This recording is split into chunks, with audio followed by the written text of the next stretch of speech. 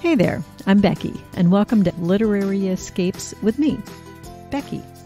In today's episode, I have a special guest, and we're going to talk all about literary escapes. She has book recommendations for you, so let's go and see where we're going to escape to today. Welcome once again. We are ready for our next episode of the Literary Escape podcast, and I am so happy to have Sheila back with me. Sheila is one of my favorite readers and always has fabulous books to recommend for us. So Sheila, how are you doing today?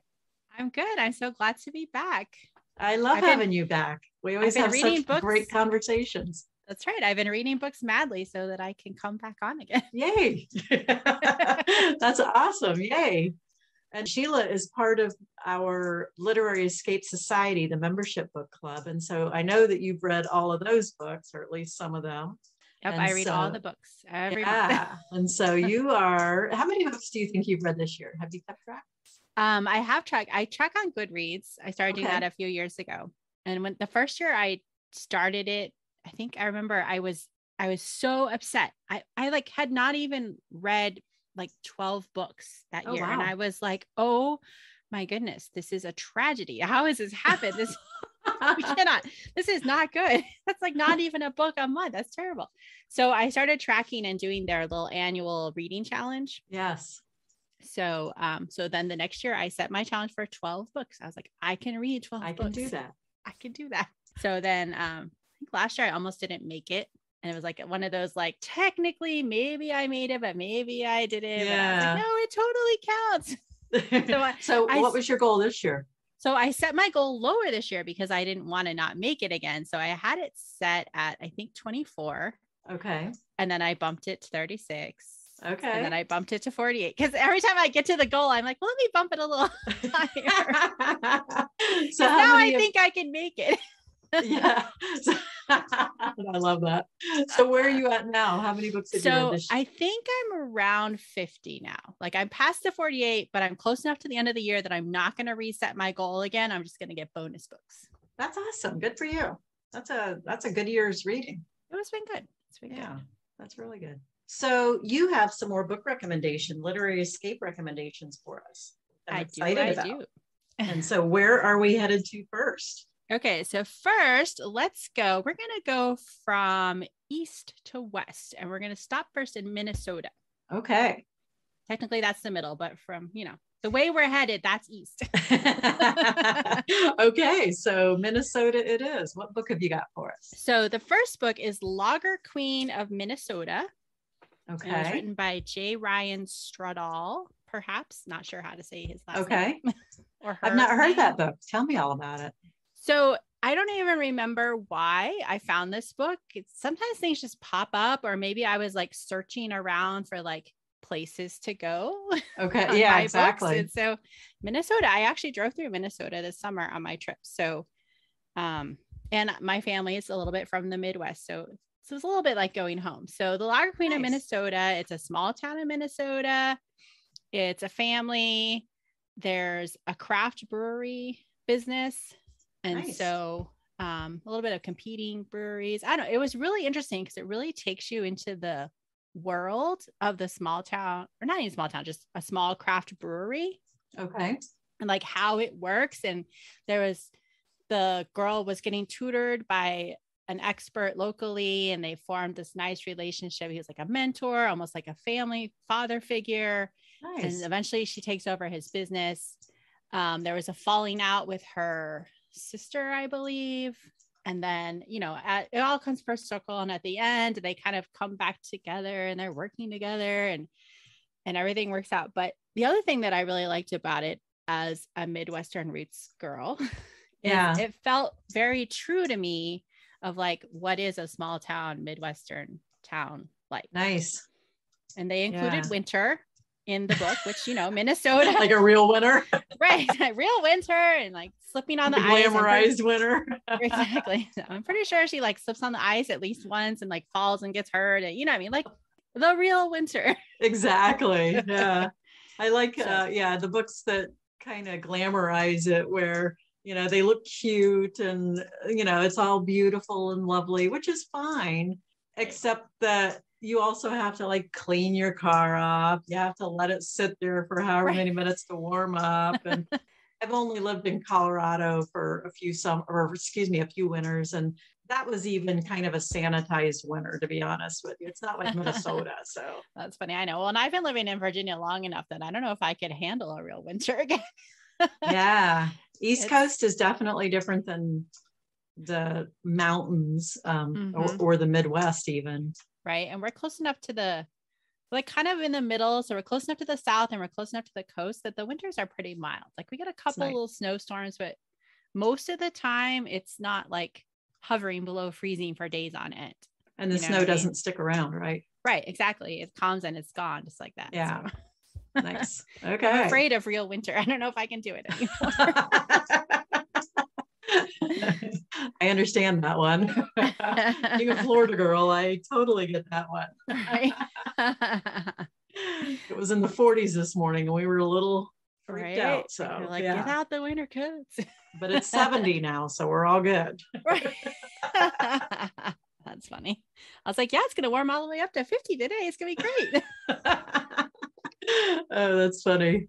So Minnesota, and tell me the title again. The Minnesota was the Lager Queen of Minnesota. The Lager Queen of Minnesota. And lager, Lager. Yes, as in beer. Versus Logger. Correct. This is the beer version. The Beer Queen of Minnesota. Nice. Okay. That puts a whole different spin on it, right? Right? Yeah. That would be a completely different book. So the Lager Queen of Minnesota. Excellent. And so where is our next stop? All right. So heading a little farther west, we're going to stop in Montana. Nice. The book is Chasing Fire by Nora Roberts. So not cold. Like the Lager Queen book felt cold to me. I don't know why, even though I don't think the whole thing was in the winter. But this book, Chasing Fire, we're fighting forest fires in the summer. Definitely not cold. Yeah. I've actually read this book, but go ahead and tell us about it. Okay, so I actually really enjoyed it. I also drove through Montana this summer. And Sheila takes a huge trip every summer, and it lasts like a month or something, right? Yeah, we're usually gone a month each time. And they go all over the place. How many states did you hit this summer? This summer, I think we only got 23. And granted, you didn't necessarily stop in them all, right? Or well, I mean,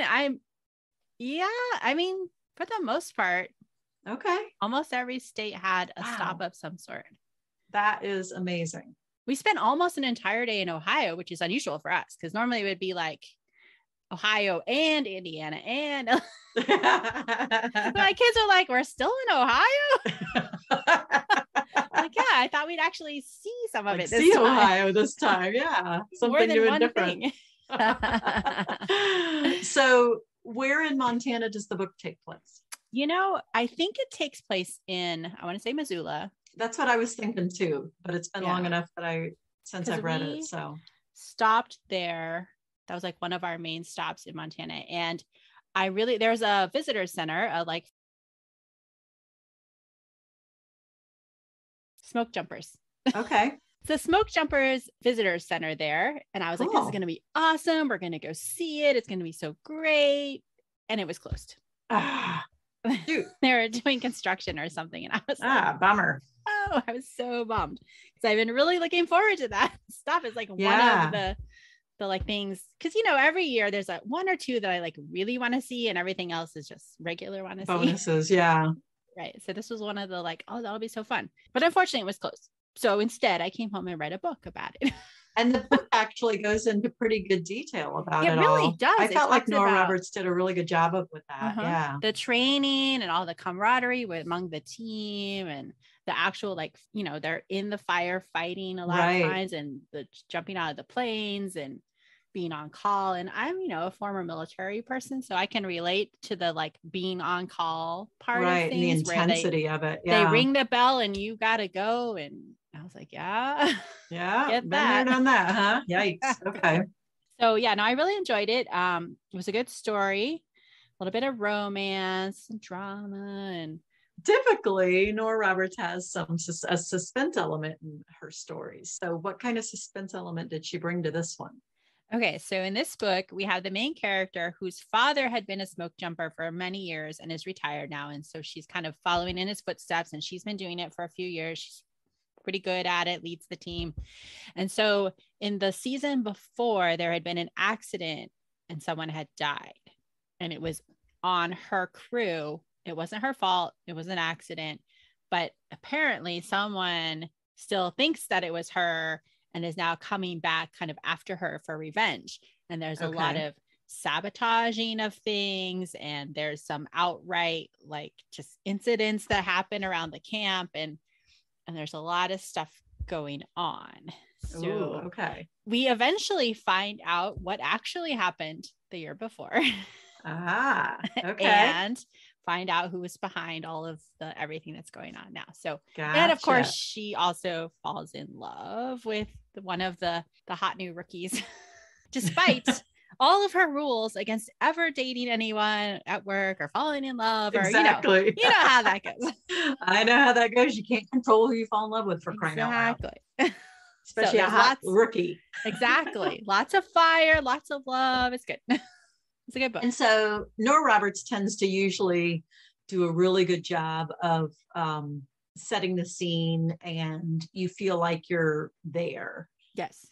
And so with this story, with all the fire and the smoke and, you know, the mountains everywhere, did she do a good job with that, in your opinion? I think she did. Yeah. I mean, I've always been interested in like kind of like behind the scenes of stuff anyway. So I'm just like with the Lager Queen, I was like, oh, look, we get to learn about craft beer brewing. And now with Chasing Fire, we get to learn about smoke jumpers and fighting forest fires. And I think it's fun. That's awesome. Yeah.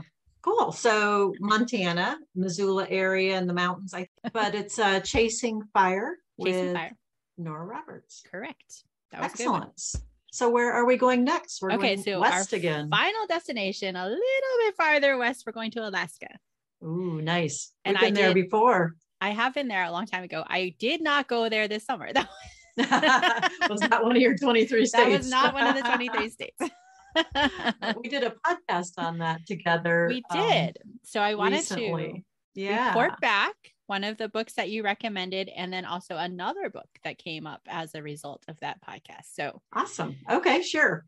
So the book you had recommended to me was The Tourist Attraction by Sarah Morganthaler. And this, to me, it was good. It was like, you know, typical Hallmark movie, rom-com. Yeah, right. The grumpy local opened up a diner called The Tourist Trap, and he doesn't actually want anyone to come, but of course everyone loves it. And all of the tourists who come to town come to his diner. Right? Yeah. So this makes him grumpy. Exactly. Makes him even grumpier. He has a friend who's a moose. There's like a moose that like comes. So there's ongoing friction between him and the moose, because the moose likes to come and like rub his antlers on the side of the guy's truck, which of course makes damage. And yeah, because they're not like kitty cats. Exactly. And that also attracts the tourist, which that makes him upset because he doesn't want anyone to get hurt, especially the moose. And he does, you know what I mean? He's like, if something does happen, then the moose is gonna get the short end of the stick, and he doesn't want that to happen. And so the moose plays a part. And then a girl comes to town from, I think she's from outside of Chicago. She's here on vacation. Her friend is paying for it, I believe. Her rich friend is paying for her vacation. And it's good. It's like her bucket list trip was to come to Alaska. And she is finally there. They meet. There's fireworks. There's friction, you know, rom-com stuff. And all that good stuff. And they fall in love. But no, it was a good story. One of the things that I liked, because I read this story also, and one of the things that I liked about it is this poor girl, she's got her bucket list, and she has very frugally found how to live out her bucket list. Right. Yeah. And so she has all these different experiences that she wants and has paid for them and has figured out how to do it on her budget. And they all fall apart. Yes. Every single one of them is just horrendous. And she keeps going for some reason and keeps trying to experience Alaska. She's like, this is my one chance. Yeah, make this work. exactly. So that I enjoyed that one too. It was a fun story. It was a good one. I definitely agreed. And Yeah. then, so I had posted the podcast episode on Facebook page. I was like, hey, I'm on a podcast. We're going to Alaska. And my aunt recommended a book called Tisha. She's like, oh, have you read Tisha? You have to read that. And so I looked it up at the library and I read it and it was very good. But Tisha is a true story. It's a memoir. Oh, okay. And it's about Tisha, presumably. Yes, a girl named Tisha. She's half Native American, half white, and she's from somewhere like Wyoming, somewhere in the West is where she's originally from. But then she goes to Alaska to work as a teacher. Oh, okay. Some sort of program where they bring in people to teach in remote locations. Okay. And it was really interesting. It was in the 1970s, I think, that she was there teaching. And you see a lot of the like people from Alaska versus outsiders, because of course she's an outsider. And then you see a lot of like the race issues between the Native Alaskans. Yeah. The Alaskan natives versus the white people that have, moved in over time. Gotcha. And it's similar to here down in the lower 48 between the like. And she doesn't really fit into either one of those very well either. So I'm guessing that was part of it. Exactly. And so she, of course, interacts with the Native Alaskans, which gets her a lot of flack from the white Alaskans. But so exactly. It was really interesting. And this book is a completely different version of Alaska than the tourist attraction. Like the tourist attraction is like the Hollywood version of Alaska and all the bucket lists and everything. And then you get Tisha and it's like, Alaska is tough and rough and complicated. But still it was such a good story and I really enjoyed it. It was good. I've read several books set in Alaska and usually there's somewhere in between reality and the Hollywood version, like you were saying. And it seems like it would be, and even I think you went there before and I have not yet, but even as a tourist, you tend to get, I'm sure, a sanitized version of Alaska. Right. Because you're there for a short time and you're doing your bucket list stuff, whatever it is. You're like generally sticking to the more populated areas. Exactly. Yeah. So she's like total greenhorn. That would be so hard. Yeah. And then you've got a chunk of the year where it's dark all the time, which affects you. And I'm guessing, if she wasn't in one of the big cities, probably there's a supply issue with things coming in and knowing how to live that way. Wow. Yeah. She came in on mule train with one of the supply guys. And that was actually one of the issues where like, you didn't bring my package. So I guess he's also the mail delivery guy. Oh, okay. But he's like, I ordered a package and you didn't bring it. And he's like, I don't care. And so the story behind that is he was waiting for winter so that it would freeze because it's easier to bring things in on sled. So he was intentionally not bringing the guy's package because like, I'm going to wait for winter when it's easier to bring your package. Easier. Wow. Okay. So that's so funny. Things that, you don't even think of, but so things you would never think of. Yeah. Yeah. She had cold winters and there's like holes in her little shack. And it was yikes. Definitely a different version, but still a good story. A good story. And does it just cover like a year or several years? I think it's a year. Okay. And part of the deal was if she does a year at this really remote place, she could move to the slightly less remote place. Okay. But, there's a lot of friction between the people of the village but she's teaching all of the kids and you can't do that. And she's like, I don't care. And wow. Was she going to get fired? And just, it was an interesting book, but good. I mean, definitely good. Yeah. And back in the 70s, the tensions were different to some extent than they are now. Right. There's probably still some of that, but wow. That sounds like a really good one. That one was Tisha? Tisha. Okay. Tisha. Tisha. Nice. Okay. And so our 4 books, we went to Minnesota with the Lager Queen. Yes, the Lager Queen of Minnesota. Okay. And then we went to Montana with Chasing Fire by Nora Roberts. And then Alaska, we have The Tourist Attraction by Sarah Morganthaler. Correct. And Tisha. Correct. Those were the Very books. Good. Those are some really interesting stories. So what are you reading right now? I am reading The Layover.